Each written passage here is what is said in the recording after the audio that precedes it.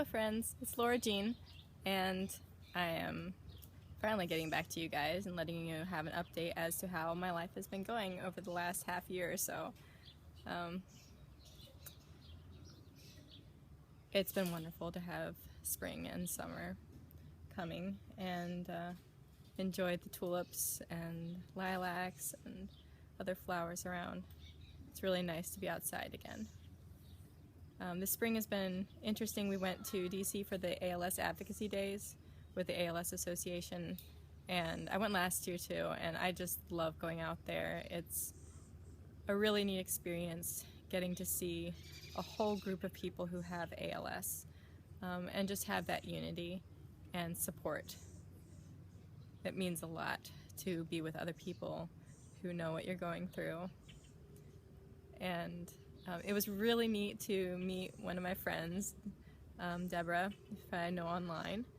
And I saw many others, Renee, and I shouldn't start saying names because I'm going to forget people. But I also got to see friends and family from back in that area. So it was really neat, and I love visiting my legislators. Really respect Senator Thune, and it was neat to see Governor Rounds. I don't know him as well. I mean, oops, sorry, Senator Round. I don't know him as well. But it's really neat to be involved in advocacy and to show my son around some of the Smithsonian. So what's been going on lately? We went to a clinic a couple weeks ago, and it's been confirmed my progression has slowed down, so thank you for praying. I had felt like my progression had slowed down from about January to maybe around April. Then I started feeling some progression again in my legs. So I had a little period of time where I felt like I didn't have any progression, months on end, when I usually can tell after about 1 or 2 months I can tell I've lost a little function. There were maybe 4 months where I saw no change, and then it started happening again. So what was I doing? What changed?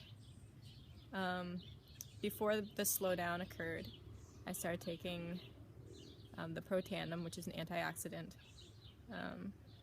again, the NRF2, and I started doing hemp products again.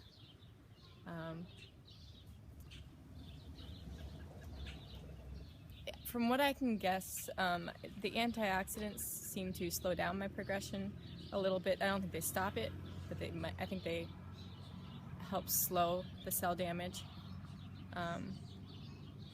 And this is largely a guess, but I believe I've tried some cannabis products too.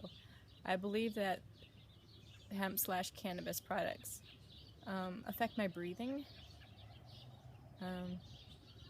Again, I don't have a lot to go on with that, but I believe that when I'm on them, my breathing has stayed more constant and has been better. I have to write these things down or else I forget half of what I want to say. One thing I did also notice at the quarterly clinic was that I had lost weight, which was bad.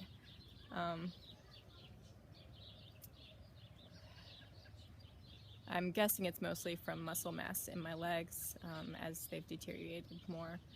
My functioning now, what I've changed from earlier was that now I can only, like if I'm laying down in my bed, I can only rotate my legs. I can't move them up or down much at all. I can move my hip sockets kind of up and down a little bit, but kind of stuck in one position once you get into bed, which is kind of not fun. So anyhow, back to what do I attribute the slowing to? Also, I've been trying a lot of different probiotics. I've had less stress. Over this time I've tried some apps that help with meditation, and it's really interesting. I did that for a couple months and then I stopped, and the effect kind of lasted for a while. kind of felt like, oh, I can go like this for a little while, and I still have the benefits. I don't have to keep meditating.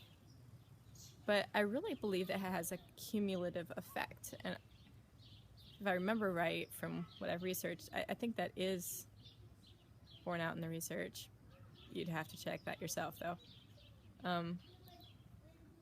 But for me, I found that the benefit lasted for a while, but then I started to slowly go back to old habits where I'm holding stress inside me and living life in more of a PTSD reactive state instead of engaging, being calm and at peace inside. So I think for me, meditation is a big deal. Just taking time to slowly savor the world, to know where I am. I enjoy more Christian-based meditation because, of course, that fits my worldview and it's what I believe. But I really believe that meditation has played a critical role in reducing the stress. And stress I've always associated with a faster progression for me. So plan to keep doing that and getting back into that. Also, there's a couple apps I like for that. There's Breathe, which is free. You can buy some stuff, but it's mostly free. And I do like Headspace, but man, I don't like paying subscriptions.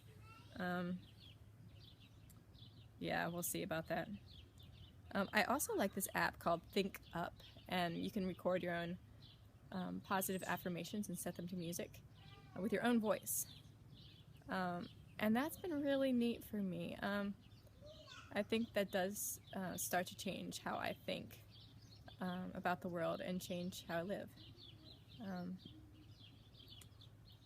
So I think those things probably played a role. And so what's happened? Why did I start progressing? Well, I had some stressful relationship times. I had some stressful traveling times. I also suspect maybe the role of being in the sun. I noticed last year during the summer months that I felt like my progression was faster when I spent a couple hours just soaking up sun, just enjoying being in the sun. And I also noticed that my progression slowing down was over the winter months when I couldn't spend any time outside. And now when I can spend time outside again, it's starting to speed up again. Correlation doesn't mean causation. So it's not necessarily what's causing it, but definitely something I'm keeping my eye on because it could be.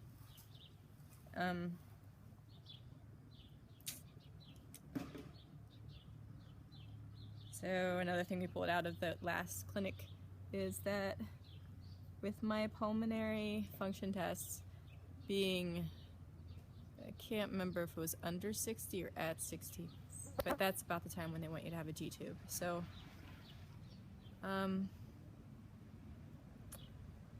don't want to, but I'm going to go in for another pulmonary function test, and if my numbers have dropped, that's what we'll be doing. It doesn't mean I have to use it, but it'll be there for the future. They just want to get the surgery done while I'm a strong organism and my body is strong so that it can handle a surgery. Yeah. But I would pray that my pulmonary function test would show encouraging results. So the current therapies that I'm on right now are a variety of probiotics, which I've already mentioned, and they've helped with my digestion. Definitely got a lot of bloating and gas and constipation and other issues. Pain sometimes. I'm going to continue with the hemp products as I do believe that they're doing something with my breathing, but we'll see how that goes. And I really wish, a couple years, I think I've mentioned this before, I voted against medical cannabis in my state of South Dakota.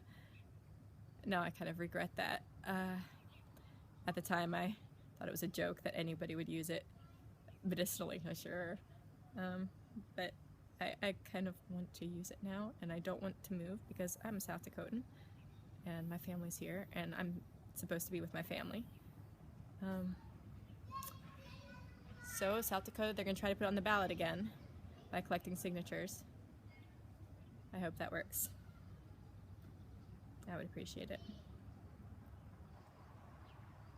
So I'm going to continue with antioxidants, and I'm going to try some essential oils, try the raindrop therapy, see how that goes. Continue with my positive affirmations and the meditation, and put up some Bible verses around the house to get my mind stayed on the truth. Renew my mind and focus on the loving, powerful being who created this body of mine and knows how it works and is fully capable of healing it. I tried acupuncture, 2 sessions of it, and I got fast twitching after it, like I did with the Photon Genius and the hyperbaric chamber. And that really made me start thinking about touch. Positive touch versus negative touch. I know I'm very responsive to touch. If some people want to get into like love languages and such, touch is one of mine. I like giving people back massages. I like just being close to people. I love pets, that I can just hold and such. Touch is important to me. And I have noticed that I feel stronger after a gentle massage. My body just feels stronger, all over. As awkward as it sounds, even bathing makes me feel stronger.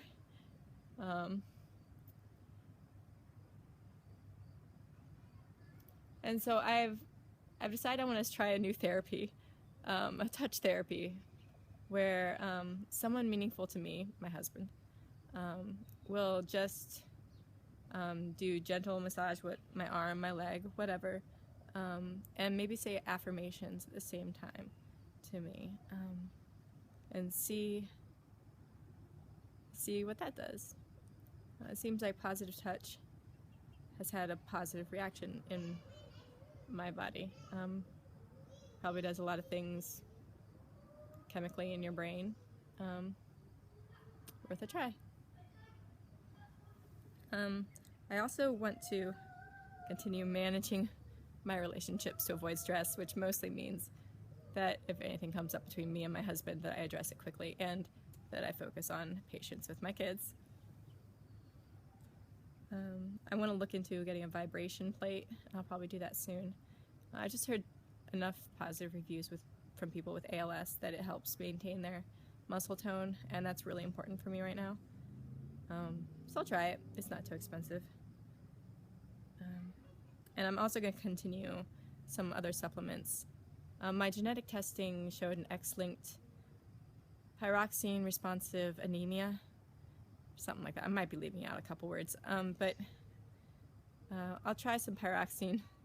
Sorry, pyridoxine, not pyroxene. Pyridoxine. So it's basically, pyridoxine can help raise your B6 levels, and I guess in that type of anemia, raising your B6 levels helps with your anemia. I probably should be working with a doctor with this, but I don't really have one that I'm working with at the moment. I'd like to get one that's rather functionally minded or holistic minded that I feel I can trust, and that it's on board with the things I want to try. And I may try looking again for one that's nearby. I'm going to be trying some more supplements that are aimed at strengthening cells and mitochondria and brain and nerves. And I'll let you know if any of those seem to be helpful. Before I leave, just wanted to leave you with thoughts of miracles. I've been thinking a lot about miracles. Of course, anybody diagnosed with ALS would love to see a miracle in their own body.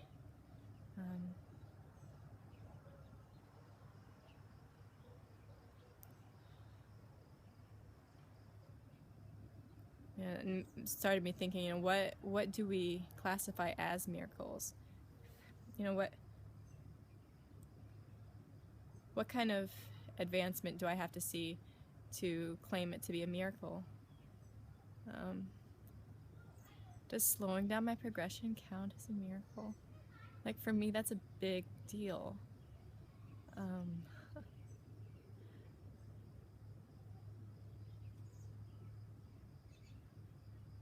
At what point do you start attributing the good things in your life to a loving God? It's easy to throw the bad stuff at him. Well, but the good stuff. Does it take a full reversal of ALS? I think I'd attribute that to him.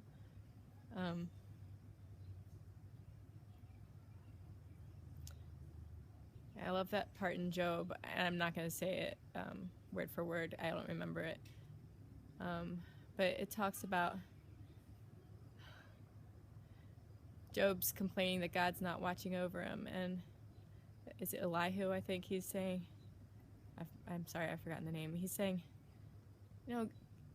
God saves you in 1, 2, 3 ways, and you don't even notice. How many miracles do we miss? I was joking with some of my relatives lately about my parents, and my parents got back together again after more than 20 years. I call that a miracle. It might sound funny and people might joke about it, but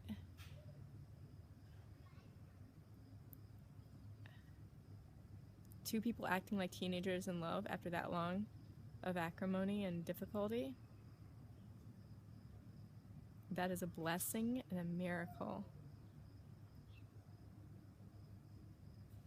Anyhow, just words for the evening. I hope you guys are doing well, and I'll keep you updated eventually on things that are going on. Have a good month, and talk to you later.